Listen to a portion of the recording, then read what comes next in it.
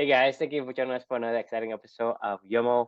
This is a spring break week episode, and I think we are one of our favorite book. Is this installment 2 of 5 of one of our favorite book, top 5 book, the book Thinking Fast and Slow by Daniel Kahneman. So this is one of our 5-part reflections, one of our favorite books overall. And this particular reflection was something I learned from Thinking Fast and Slow about beware of the expert. I know you guys have both read this book, but you guys remember the sections of being beware of the expert kind of stuff from Thinking Fast and Slow, where they do a lot of studies and things like that with stocks or whatever, even medical stuff. Like the more expert you are in a field, it's basically flip a coin. If you had a monkey just picking random outcomes, I guess, in terms of who's better, who's worse. As you get to know something more and more, you start to narrow your focus in such a tiny little window. You forget all the other stuff around you. And then all of a sudden, like most of your predictions of all these so-called like experts, especially on things that are, wicked environments, not kind environments, like there's a lot of uncertainty around it, like markets or health or life in general or whatever it may be. The more abstract, Which is and the more 99% of everything. Right. Like there's only so small percentage of any kind of environment. Kind of environment means like there are very strict rules and structures, right? Like a chess game. You invented a chess game because he said, hey, these are the rules, right? You play a football game, these are the rules. Those are a kind of environment where everything has a rule, and the rule, we made it up. But everything else beyond that is always the dynamic, right? So pretty much the rest of life. We call it wicked. And so that's what I'm saying, 99% of all environments are wicked environments. Right. And the worse and the more wicked they are, the less you should ever trust somebody that thinks that they're an expert in that field in terms of just statistical, I guess, like probabilities of whether or not they're right or not. Like they're usually wrong or not. They're more wrong than they're right is the basis of the thing that I learned from Thinking Fast and Slow.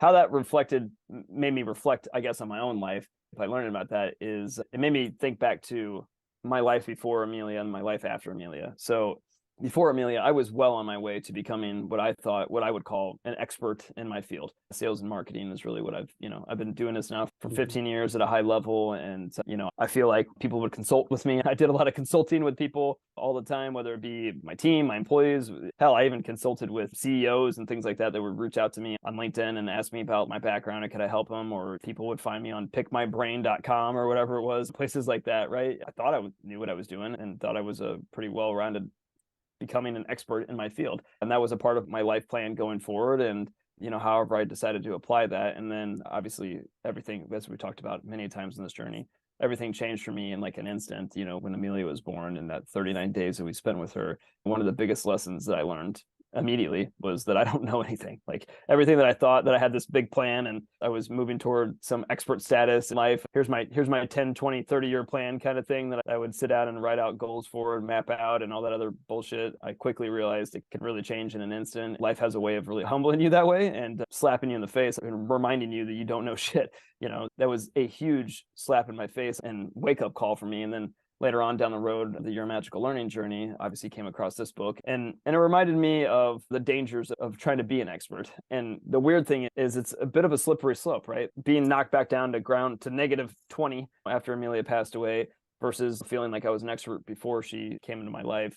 As this journey has gone on, we've learned a shitload of stuff, right? We've explored a lot of different topics. We've learned a lot about humanity, ourselves, and more. And I feel like I'm getting back into the point in time where I'm getting to be more and more of an expert on Chris Sears again. And I feel like I kind of know where my life is going. And I feel like I kind of have a direction. And I feel like I'm kind of starting to maybe figure things out a little bit every once in a while. And then I constantly have to remind myself of this kind of a concept of like, no, stop. Like you don't know shit. Like you don't know anything true. You and I say this all the time. It's one of our core values of club, and it could be the 1,001st day turkey tomorrow, right? And it's like this weird balancing act of life where we have this weird pull toward wanting to be an expert in everything, but then at the same time, like it's so easy to forget that you don't know anything in this world, So it's one of the things that I've strived to do on this journey, and I will continue to do it for forever and beyond to kind of maintain that balance. Is whenever I feel like I'm starting to figure shit out, like I go visit my daughter's grave every week on Sunday and remind myself like this is the other side of the equation, right? Of knocking you back down to zero, and it can happen anytime. Revisiting this journey, I love that we have these conversations every single day. I love that I get to read my own reflections and read and talk to you guys about this stuff, because it reminds me, this conversation will remind me to keep it in my head, like, hey, you don't know anything, like just keep pushing forward, but like remember that beginner's mindset. And then the third one is a quote from Beginner's Mind: if your mind is empty, it's always ready for anything. If it's open to, and it's open to everything. In the beginner's mind, there are many possibilities. In the expert's mind, there are few. Knowing that there's so many unanswered questions in this world makes me feel so much more alive every day, you know. And when you think you know a lot of stuff, life becomes pretty fucking boring. So like I try to keep my balance between learning and wanting to learn and grow, at the same time also remember I don't know anything. Love to learn how you guys find balance between knowing and not knowing in your life, and what your thoughts in general about the expert. Are you guys, how do you feel about that, I guess, concept?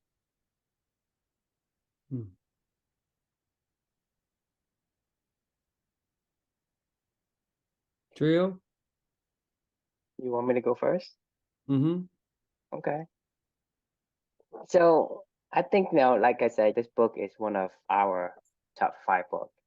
And the reason why it's top 5 isn't because of how fun it is to read, but it has so much things that I can learn from it. And it's just packed full of things that, you know, of humanity, the way humanity is really how it behaves underneath, using our primitive minds and the modern mind, the system 1, system 2.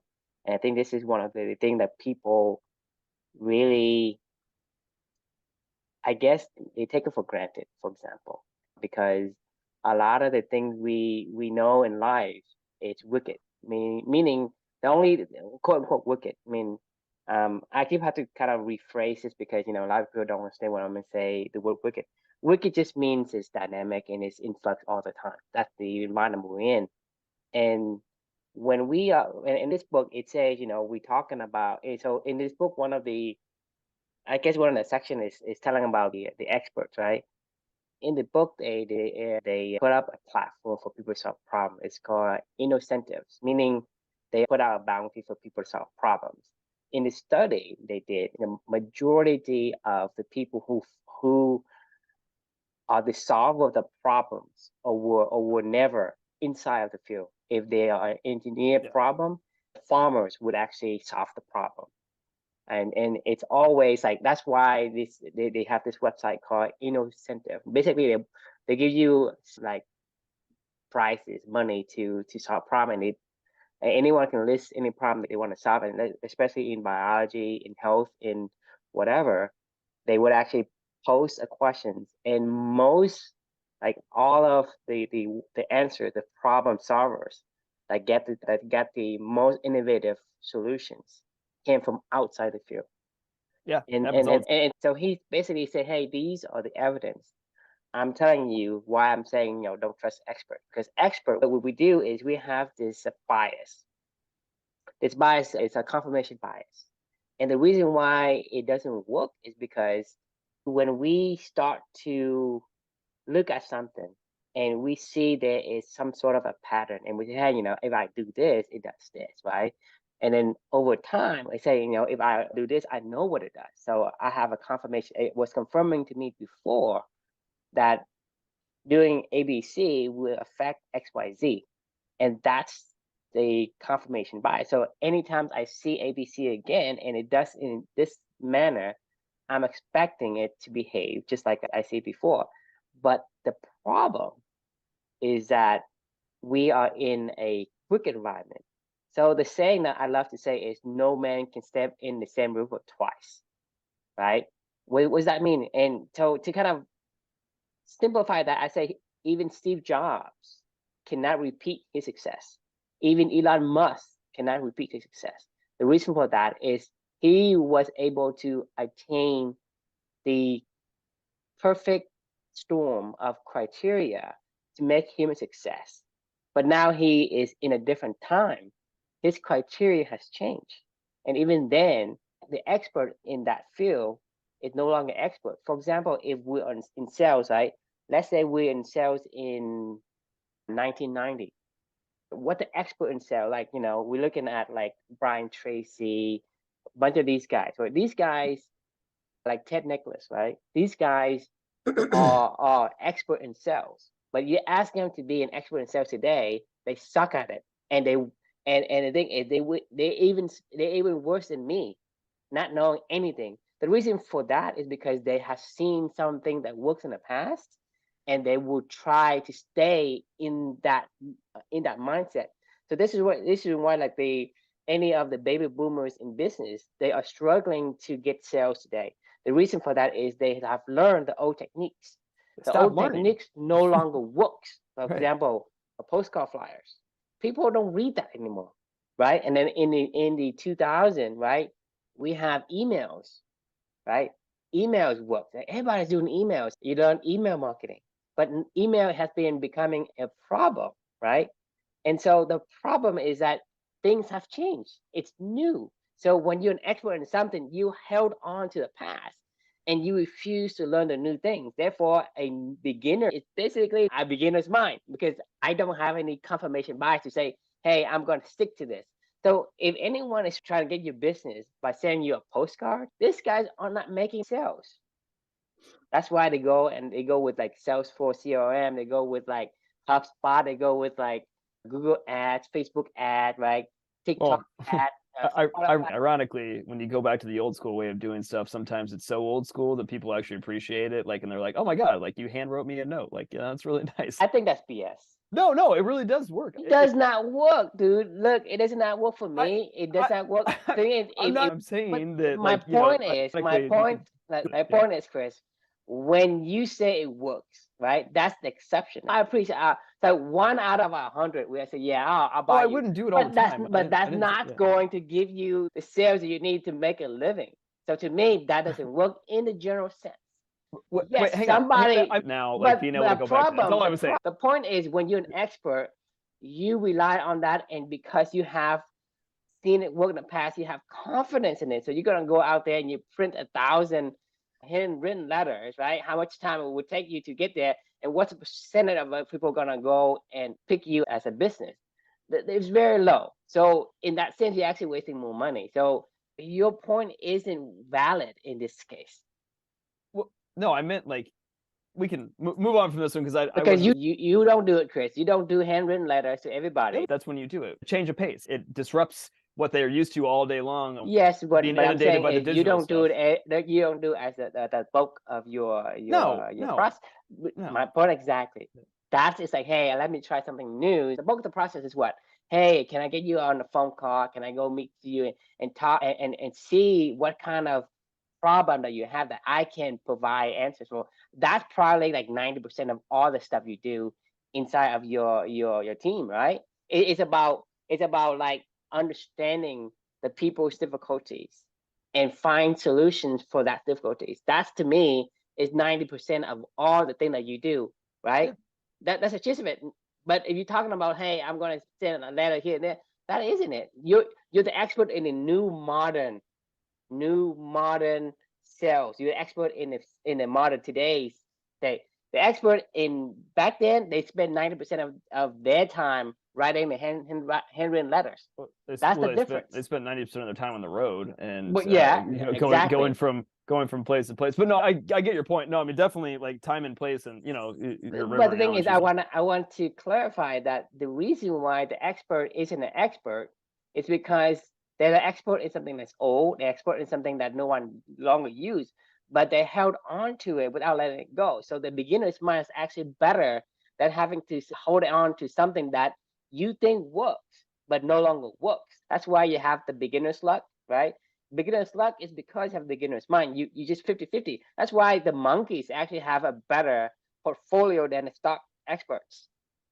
Because the stock expert, what they do is because it is so dynamic, right? When they see a certain pattern, they take that pattern and say, hey, I'm gonna squeeze and narrow down this sample so that it fits this pattern. And the more you squeeze, the smaller of a pie size, of data that you can access to. So basically, everything else you have, you basically discard. You discard all the signals, all the data, because you say, hey, it has to fit this. You look at a stock pickers, right? Okay, I'm a technical analysis. I have to say, hey, it has to be above the 200-day moving average, or it has to be 50 days moving average crossing the 200-day moving average, or it has to be a Fibonacci retracement, or they have to be some kind of a trend line or whatever. They basically take some made up rules and trying to squeeze it in. So in the AI sense, we call this overfitting, right? You overfit everything. Basically, you make up your rules and you say, hey, these will have to fit. Otherwise, I'm not going to accept the data. I'm going to throw all the data away. And so basically, you end up with a smaller sample, and that's why it doesn't work. It's because you're trying to make a dynamic, quote unquote, wicked environment into a kind environment, which is rules and patterns, which doesn't work, doesn't exist. So this is why the book is so fascinating. It's because we take the opposite, right? Because we take something that we can't really understand and find patterns to, and then we trying to make it into a pattern, make it fit. That's why we categorize everything. There are a certain number of species or of certain animals that we kind of slice down to like 10 different categories, and then there's a whole massive plethora of other animals we just categorize into one grouping just because we don't have no idea what they are, right? So Right. same thing with with the race, right? You have like 2/3 of all the race on Earth is Asians. So we're like, so we group them into Asian, which 2/3 of the population, and then they 1/3 we split them up to like this kind, this kind, this kind, this kind. But that's the thing is we made up a lot of these rules. We're trying to find any kind of justification to put it in.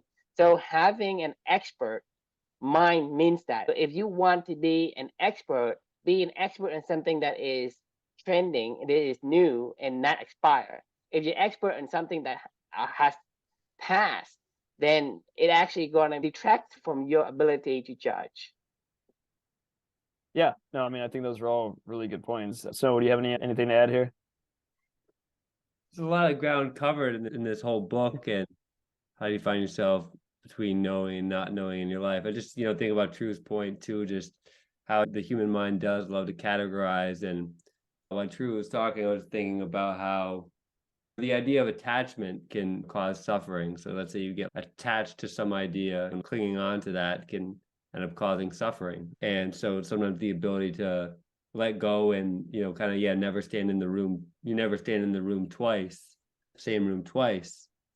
Just makes me think about how you need to kind of constantly be open to that. You don't know what the answer is, but you have to just be cognizant of the mind that you are going to try to want to funnel it down and answer it. We were at a nice restaurant, a little Mexican restaurant, and we were there with another family. And the guy, Larry Bloom, is a brilliant economic professor at Cornell, travels all over, advises a bunch of people. And he was like, gosh, I've been having the worst headache these past couple of days. And and his wife was like, well, Larry, if you just cleaned your glasses, you probably wouldn't have a headache anymore. And sure enough, he ended up cleaning his glasses. He was like, oh wow, I can finally see now. It's just like, how just very funny because there's this brilliant professor of economics or whatever, but can't figure out why the reason he has a headache. Right. Yeah, it really blinds you to the rest of the world, like life, right? So yeah, I mean, and yet I think this concept though, I think has its boundaries though. I don't think I'm going to be able to go become an NBA superstar overnight, or I think there is some skills with expertise that aren't as able to transverse work environments. But I like the example you talked about, let's say the farmer ended up solving the engineering problem, or sometimes just even in city council or town council meetings, you can have people who aren't politicians have great ideas to come up with solutions. So I do think it is good to be wary of experts, and yet, we all become experts in a little bit. I mean, that's what we're paid to do. I also, think usually for the most part, you become a better teacher with age though, as well. I would say I'm a much more efficient, and that's my own opinion though, but I would say I'm a much more efficient teacher now compared to, 4 years ago. Well, I'm kind of curious why you think that is actually. I guess just from my own abilities to see students absorb skills. That's what made you better as a teacher? No, that's how I see myself being a better teacher from my students' abilities. I see. What do you do? Do you think you teach less or more now? Differently. How so?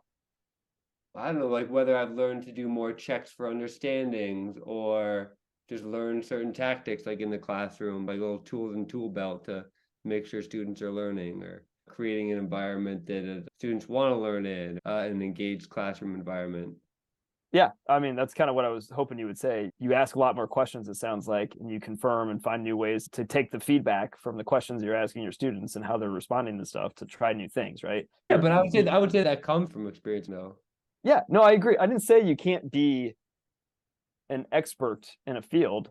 There's a difference between being an expert and being an expert, in my opinion. Like, if you have an expert that you always want to constantly learn and try new things and tinker and be creative, like, that's the person that I'm saying that you want to be. That's the balance you want to find. It's fun. If you just went into teaching every single year and said, this is the lesson plan, I perfected it, here's what we do, and you just told your students that every single year, you'd be fucking bored. I'm sure. And B, you're an expert now. That's the bad expert, in my opinion. You can also become an expert by tinkering, by trying new things, by asking a lot of questions. But that's the balancing act between the two, where you're like, I don't know. I mean, maybe am I a good teacher? Maybe I'm not. But like, I can try new stuff. Like, and I can do new things, and I can explore. Right? Do you have a way to distinguish or categorize between the expert and the expert? That, or I don't know what you want to call it. I don't. It's like, that's what I was trying to say in this reflection. Is like, I mean, one of the biggest lessons that I've learned in this entire journey is the truly amazing power of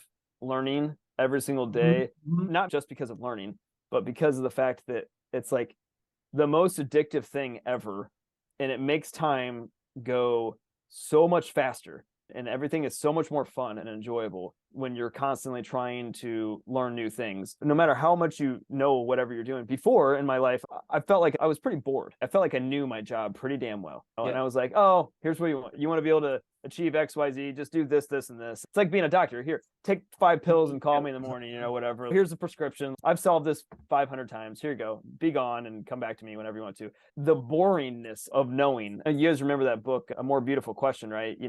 Where like kids just stop asking questions eventually at a certain point in time. Because at some point in time in your life, we like transition from not knowing anything to like apparently thinking that we know some shit, and I don't know, like that balancing point, like, is what I'm trying to say. That I want to say that, yeah. Well, I think it is like the idea. I like the idea, at least for myself, is just the idea of, you're not attached to a solution and you're open to new ideas. I think that's what creates the Zen expert in their field, is they are able to not be attached, and they're able to, I don't know, good leaders is they're able to be flexible in what they actually think is right. And so I think that can be challenging for the human mind to do, because we love to solidify and have a self-concept of who we are and what is, and it makes us comfortable. It's like a different way of being.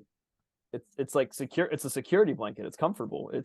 We like that. I mean, that is something that we like, but we also like to be challenged, and we also like to explore, and we also like to learn new things. So I feel like, for whatever weird reason, as we get older, the security and comfort becomes way more what we crave than the growing and learning and exploring and challenging. Yeah, it's weird. And I think it kind of comes from I think that comes from being conditioned, because if you condition yourself to be dynamic, you will be comfortable in being dynamic.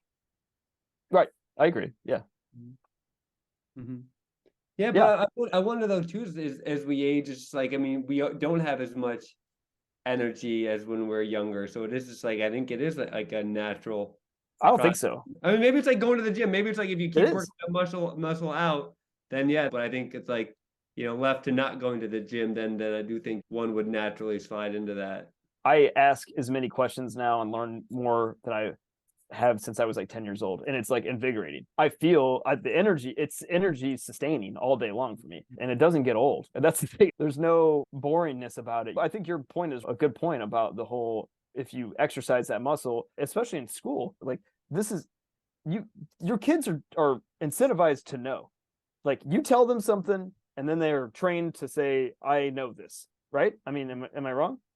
Or trained to say they know it?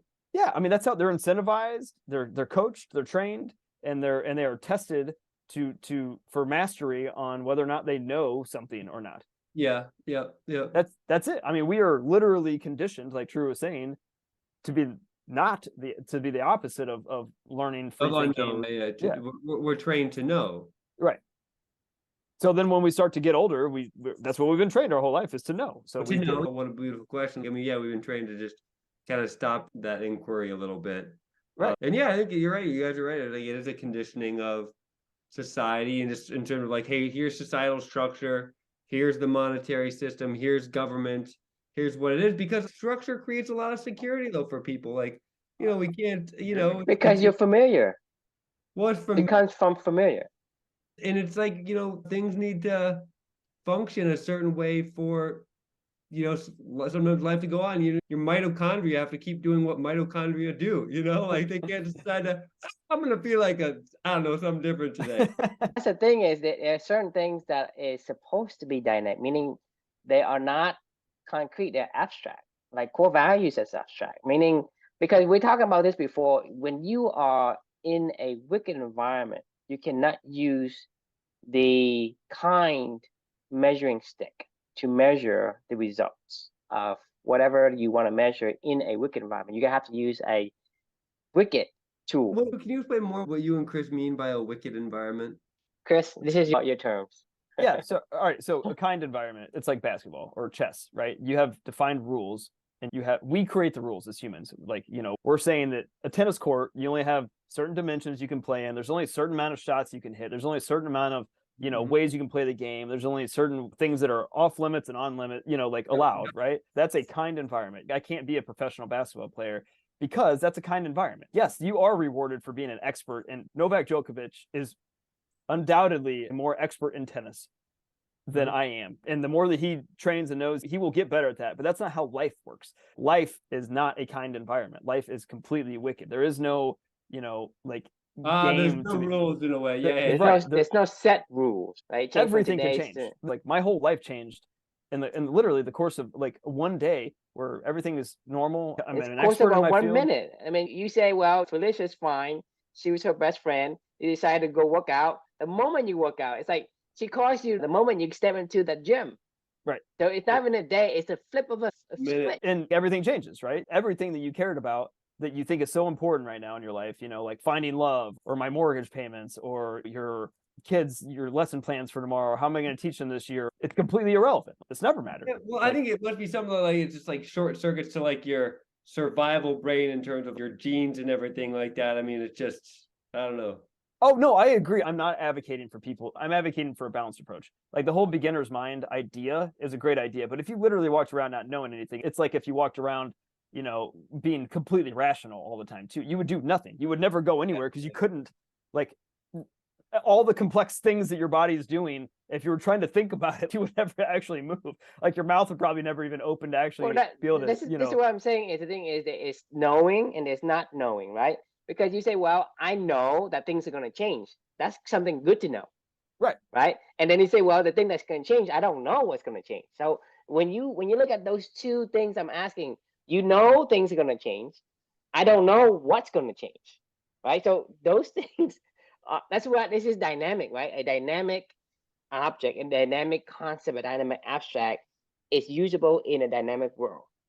But you cannot take something that is in a kind environment and measure it in a wicked environment, because it always adjusting, just like the river. Like it's always different at every single second, right? No man can step in the same river twice, because the river is not the same river, and the man is not the same man. He's a different man. The river is different because the water has completely flowed through, and it's a new water that came through.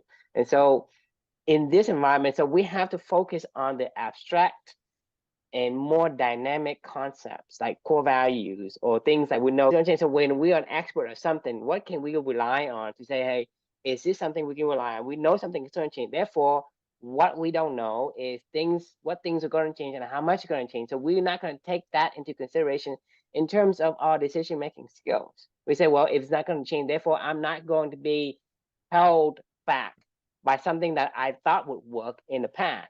Because that will actually determine from making a good educated guess at where it's going to be, if I were to guess at it or project at it.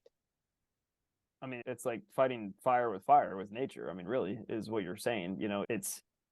Nature plays a different game than what humans play. Humans like to play a safe, comfortable, knowing, wicked game. Like we love sports. Like there's a reason why we love sports so much, because it's fun. We love to see mastery. We love to see excellence. We love to see, like people that really do everything that they possibly can like that's a unique human thing, right? I mean, you don't see dogs playing a game of baseball over there, you know, or something like that, where It's your like, friend's 10-year-old training to be an NBA player. right, exactly. You're like, what are you talking about?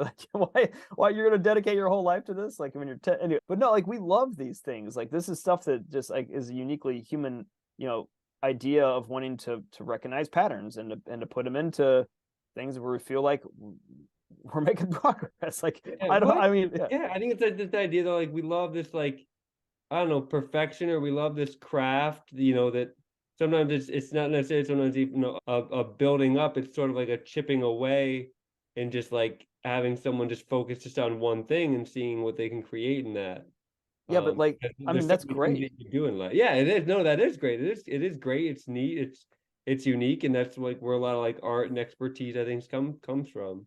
Right. It's beautiful, you know, but it can also be suffering in that, whether you're Andre Agassi or something like that, you know, you can also be suffering a lot. So I don't know. Well, actually, art is a, you know, I guess what we call art, you know, like painting and writing and movies or whatever, cinema, like the Oscars were last night, right? You know, like that's so subjective into what people like think is good or not good, because there is no, that's a wicked environment, right? Like, you know, artistry is like painting is a wicked environment. What is good? What is not good? Who the fuck knows? Like you just know it when you see it, or you don't know it when you don't see it. But like it's a moving target at all times. Like you know, it's abstract. Like, you know, what's a good movie? I don't know. It's totally abstract. I either liked it or I didn't like it. It made me feel good or it didn't make me feel good. It made me, you know, it got emotions out of me or it didn't get emotions out of me, you know, and like, and that's life, you know. That's the point though. We think about if we understand that, let's say let's take a simplified example, right? Let's say we're going to shoot an arrow at a target, right? And if a target is stationary, that's what we are expecting. And we say, hey, I'm going to shoot at this direction, at this place, at this wind or whatever.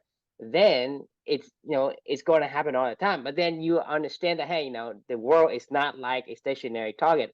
It's going to be a moving target. And then you have to count in, like, okay, how fast are they moving? Okay, what direction they're moving? Are they going to be wind involved? How far they are, that calculates the wind, and then whether or not you are leading the target enough, and then you add in those formula. Somebody has able to craft the art of actually shooting the arrow and hitting the target while the target is moving at some wind. So once you understand more dynamic rules, you can compensate for some of these things and even be able to achieve it. But if you don't understand the dynamics of the, like, hey, the target's moving, you keep shooting at it, and then when it's moving, you're gonna miss 100% of the time, even though you're an expert at shooting at a stationary target. It's right? a dynamic So that game. too, right? In the target example, I'll give you just one example. It's just moving in one direction. Then let's say you're going to say, well, it's moving in multiple directions, backward, forward, upward, downward, for, you know, to the multiple dimension. Then you have to take in these variables. Then eventually somebody will eventually figure out how to create an art to shoot the target, even if it's moving in those multi dimensions. But if you never ever consider that it is moving, you will always miss because you're shooting at a stationary target. That's why we say, hey, be caution of the quote unquote expert, because the thing expert is the meaning, hey, doesn't mean that you don't know anything. It's just, hey, there are certain things you should know, and there's certain things. Yeah, I agree. It's a fun topic. This is why we love this book. It's always a thinker. It's always something you can have a lot of fun discussions around. Any final thoughts for the night? Attached to ideas and not open to things, not open to other ideas or things, because it does sort of makes the world and your life limited. And I think there's a beauty in what it's like, yeah, being open to other ideas and to not knowing. I love that. But I would ask, is the idea of not knowing an idea? Mm-hmm. Yeah. It is. So you're attached to it. Well, don't get I'm kidding. Well, a point though. I mean, in a wicked environment, I mean, what is isn't. What isn't is. Right? Yeah, I was just kidding, but yeah, I mean, having no idea is an idea, right? Having no plan is a plan. that's what I was joking about, but I know what you're saying, Snow. I was just being a dick. Stop it. True. Yeah, I think we need to have this empty mind, right? So to me, approach everything with an open mind, meaning let anything be anything and not be, fixed on this is the outcome that I'm going to want to see. Let it be what it be and just take it as is without having an opinion on it before it happens. Because if you do, the only thing it's going to do for you is going to shift your perspective on it. I love both the thoughts. I think mine is being an expert's boring as fuck. I mean, it's just boring. I don't want my life to be boring. Not only that, it's being an expert's anxiety riddled. It's frustrating because you're always fighting with people, telling them why they're wrong. It's like anti-human. It's boring. It's monotonous. And it's stressful because stressful. like you're going to say, well, that's not right. And then they're going to say, no, what do you mean? You get into this anxiety, self-inflicted. And I think it can be tough though, just like whether you have a son or a daughter, like, no, I don't want you to be drinking and smoking, and that can be hard to get attached to. Sometimes things are easier to conceptually live by than it's like when life actually ends up calling or knocking on your door, it can be difficult. I totally agree with you. I've thought a lot about this because like with children, understanding these are not just ideas, these are ways that I live my life at this point in time. I don't want to ever tell my son what to do or my daughter what to do or my future children what to do. I want to give them the freedom to choose. I want to give them the freedom to explore and find their own solutions and find their own answers. But at the same time, if I know that the answer, that what they're going down the road to do is it's a really tough situation. I mean, I don't disagree with you at all. I can't knowingly put my children in harm's way, but at the same time, who's to say that I've put it in harm's way by, like the adversity hypothesis, like sometimes the biggest trials in your life are the things you learn the most from, right? I mean, then I'm depriving them of all the joy that I'm talking about. It is really tough. I don't know. It's a good question, Snow. Like, what would you do? Me? I don't know. I don't have kids yet. I'm going to think about that. I mean, it's a tough one. All right. Well, we could wrap there, though. That was a fun discussion, as always. And the question we can leave for everyone else is, how do you find balance between knowing and not knowing in your life? And looking forward to seeing y'all tomorrow.